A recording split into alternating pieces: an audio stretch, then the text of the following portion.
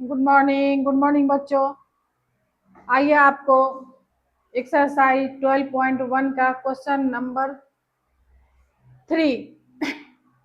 ये क्वेश्चन हम लिखे नहीं है, लेकिन आपको समझा देते हैं कि क्वेश्चन कहता क्या है। आप लोग एनसीईआरटी के बुक से क्वेश्चन लिख लेंगे। उसमें जो फिगर दिया हुआ था वो हमने बना दिया है।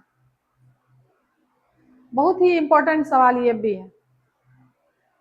इसमें आपको एक फिगर बताया है जिसमें सबसे जो अंदर वाले पार्ट है वो गोल्ड है, उसके बाद रेड है, उसके बाद ब्लू है, उसके बाद ब्लैक है, उसके बाद व्हाइट।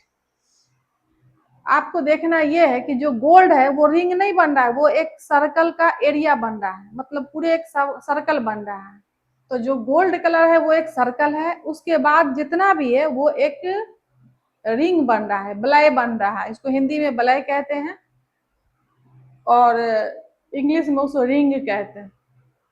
तो आप पढ़े हैं, ऐसे हम लिख भी दिए, area of ring is equal to, यहाँ लिख दिए हैं।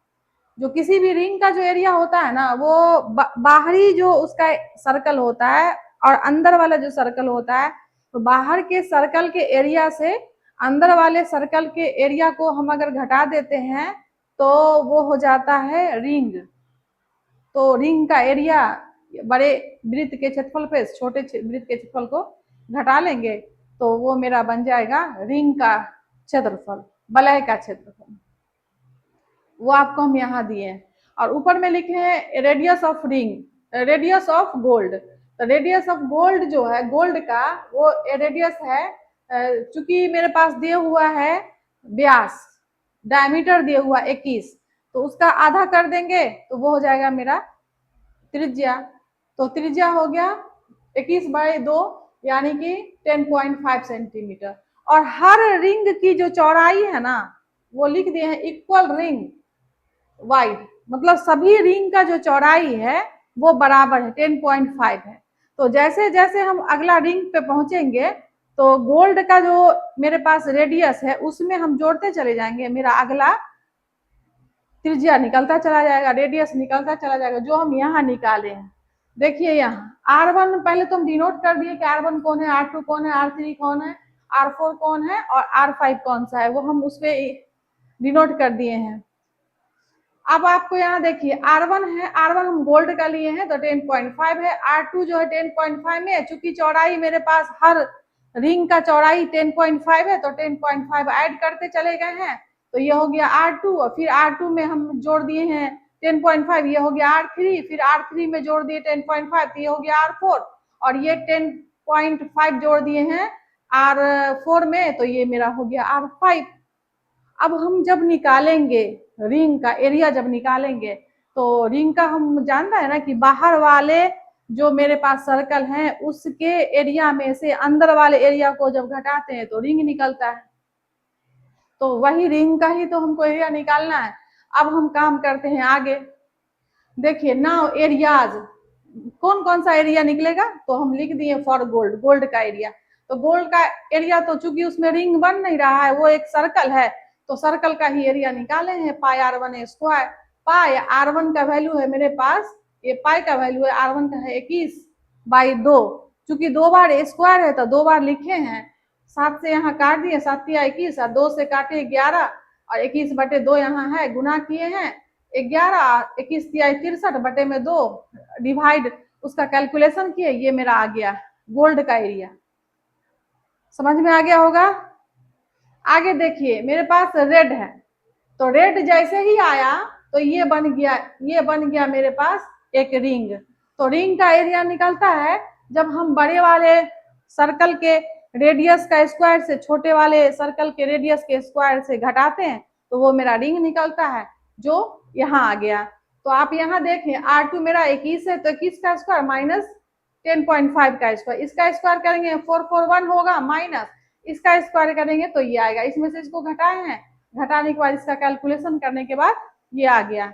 ये आया मेरा रेड का एरिया, रेड जो मेरे पास रिंग है उसका एरिया।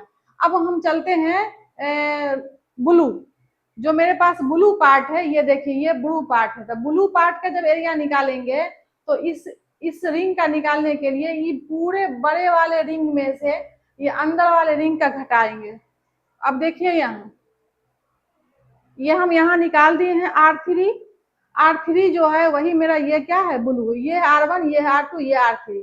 तो R3, तो यहाँ इसका एरिया निकालने के लिए R3 का स्क्वायर माइनस R2 का स्क्वायर। R3 मेरे पास 31.5 का स्क्वायर है माइनस, और ये R2 देखिए 21 है, तो 21 का स्क्वायर। आप इसको स्क्वायर करके भी घटा सकते हैं, और ऐसे ए स्क्वायर माइनस बी स्क्वायर यानी ए प्लस बी इंटू ए माइनस बी पर भी निकाल सकते हैं। तो हम ए प्लस बी और ए माइनस बी किए हैं। उसके बाद देखिए यहाँ 7 से इसको काटा गया है, और ये 15 और ये 22 जब दोनों को गुना करेंगे तो ये आएगा 330, लेकिन 1 पॉइंट डेसिमल है तो 1 पॉइंट डेसिमल बैठाने के बाद 0 खत्म हो गया, फिर 33 से गुना किए, ये आ गया मेरा।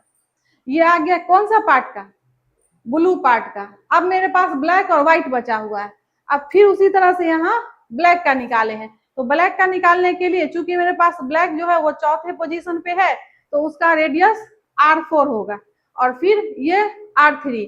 तो रिंग बन गया मेरा ब्लैक।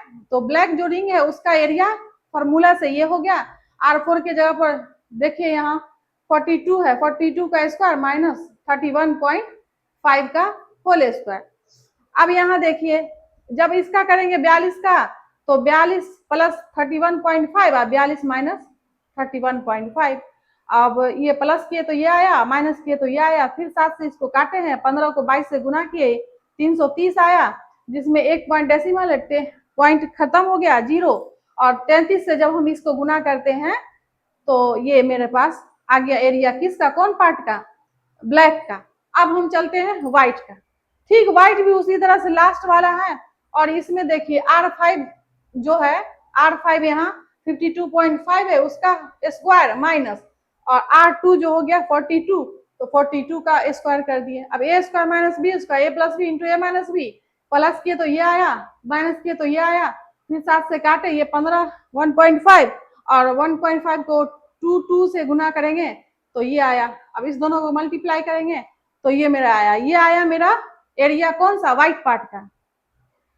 आपका क्वेश्चन नंबर 3 में जो 5 पार्ट था, पांचों का आपको एरिया निकल गया, और ये क्वेश्चन भी कंप्लीट हो गया।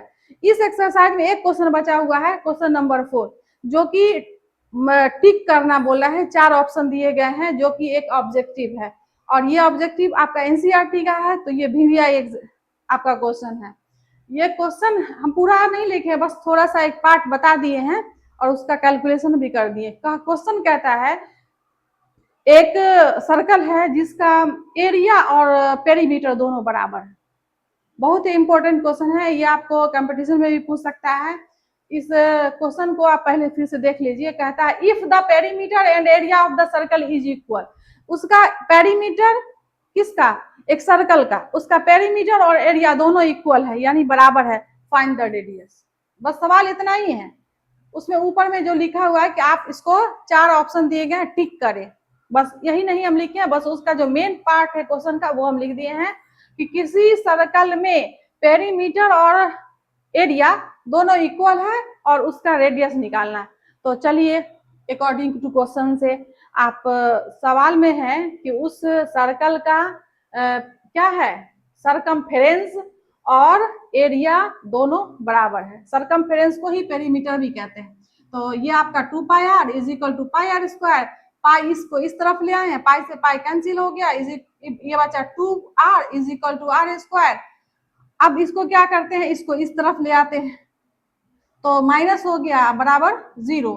इसमें r कॉमन लेंगे तो 2 बचा, इसमें 2r था तो 1r निकल गया, 1r बच गया, इज इक्वल टू 0। जिस तरह से हम ये इक्वेशन सॉल्व करते हैं तो हम जब 2 पार्ट में फैक्टर में आता है तो हम लोग क्या कहते हैं, आइदर एक part is equal to 0, either दूसरा पार्ट इज इक्वल टू 0। तो एक है r इज इक्वल टू 0, फिर 2 minus r is equal to 0। अब आप देखिए जब रेडियस ही 0 हो जाएगा तो वो मेरा सर्कल बनेगा ही नहीं, किसी कीमत पे नहीं बनेगा।